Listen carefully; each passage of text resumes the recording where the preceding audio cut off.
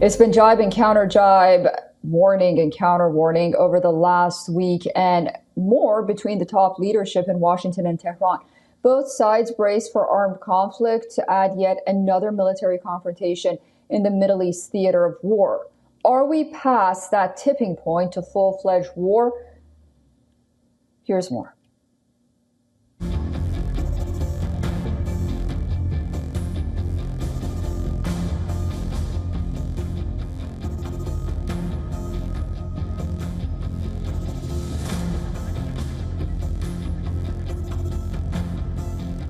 The knives are out. Both sides are at each other's throats. Hostile saber-rattling exchanges out in the open.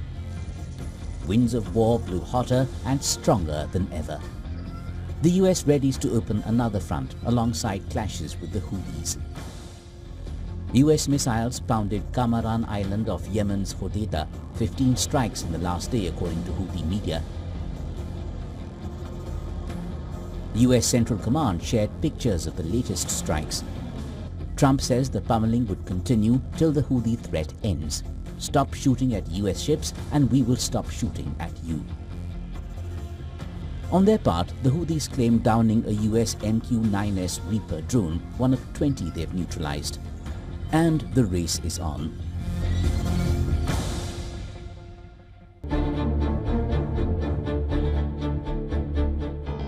At least 2 US B-2 stealth bomber aircraft have landed at Diego Garcia at a joint US-UK military base from Whiteman Air Force Base in Missouri. Diego Garcia Island is within 4,000 kilometers from Houthi territory and an accessible 5,300 kilometers from Iran. 4 C-17 Globemaster aircraft have also come in from Osan Air Base in South Korea. American warship USS Carl Vinson, a Nimitz-class nuclear-powered aircraft carrier, is heading in, besides the USS Harry S. Truman that's already there. Priming up against Iran becomes the buzzword. The United States has military facilities across at least 19 sites. 8 of them are considered to be permanent. The US military also uses large bases in Djibouti and Turkey, which are part of other regional commands but often also contribute significantly to US operations in the West Asia region. Iran terms these bases little more than glass rooms vulnerable to attacks. Its own fissile material is said to be a short technical step away from weapons-grade levels.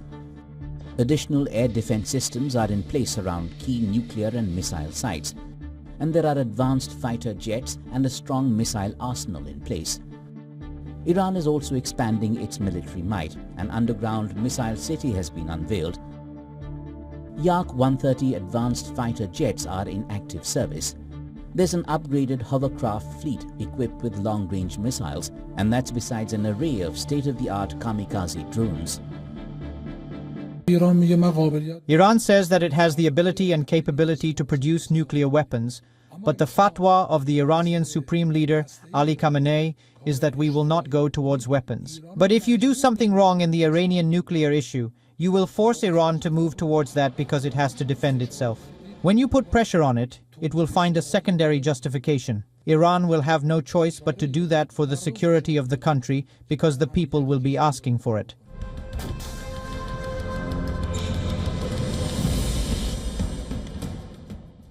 The West Asian neighborhood and its traditionally anti-US sentiment too work in Iran's favor.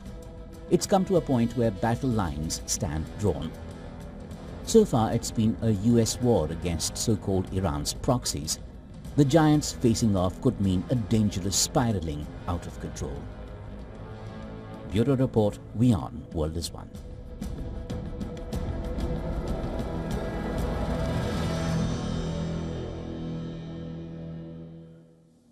Joining me now live is Mr. John Rosomondo, who is a security analyst from Washington, D.C. Thank you so much for joining us on WION. You know, when one thinks about President Donald Trump, you don't necessarily think about a war president. Do you foresee a U.S. strike against Iran?